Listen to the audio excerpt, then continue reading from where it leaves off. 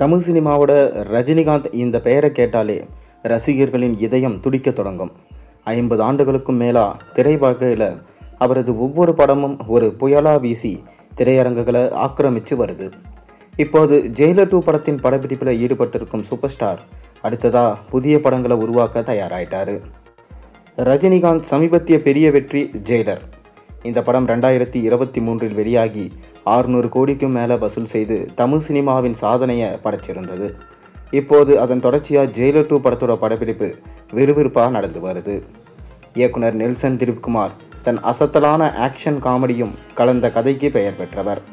இந்த படத்தில் ரஜினி மீண்டும் முத்துவேல் பாண்டியன் என்ற ஜெயிலர் கதாபாத்திரத்தில் நடிக்கிறாரு. 40 ஆண்டுகளுக்கு பிறகு ரஜினி கமல் கூட்டணி.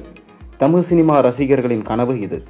லோகேஷ கதையை பொறுத்து இருவருக்கும் சமமான வாய்ப்பு இருக்கும் என்ற தகவல்கள் வெளியாயிருக்கு. ஆனால் சில காரணங்களால் இந்த படத்தின் திட்டங்கள் சற்று தாமதமாகியிருக்கு.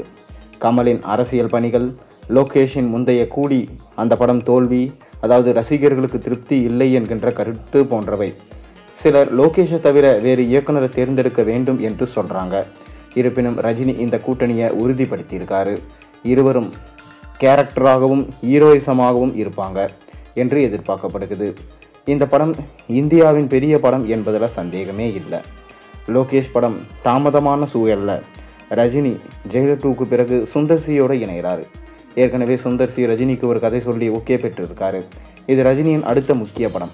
1997 ஆண்டு வெளியான அருணாச்சலம் சுந்தர் சி இயக்கத்தில் ரஜினியின் காமெடி ட்ராமா கலந்த படம் பெரிய வெற்றி.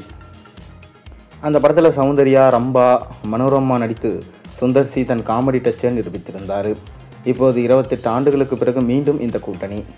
ரஜினியுடன் சுந்தர் சி இணையும் படத்தை ஏசி சண்முகம், ஐஸ்வரி கணேஷ் ஆகியோர் ரஜினியின் மகள் ஐஸ்வர்யா ரஜினியோடு இணைந்து தயாரிக்கிறாங்க. ஐஸ்வர்யா 3 படத்தை இயக்கியவர். தன் தந்தையோடு இணைந்து படம் தயாரிப்பதே புதிது. இது குடும்பத்தை தொடர்பு சினிமாவை வலுப்படுத்தும். கதை குறித்து இன்னும் அதிகாரப்பூர்வமாக அறிவிக்கலை. ஆனால் சுந்தர் சியின் ஸ்டைலில் காமெடி ஆக்ஷன் கலாச்சார தொடர்புகள் இருக்கும்.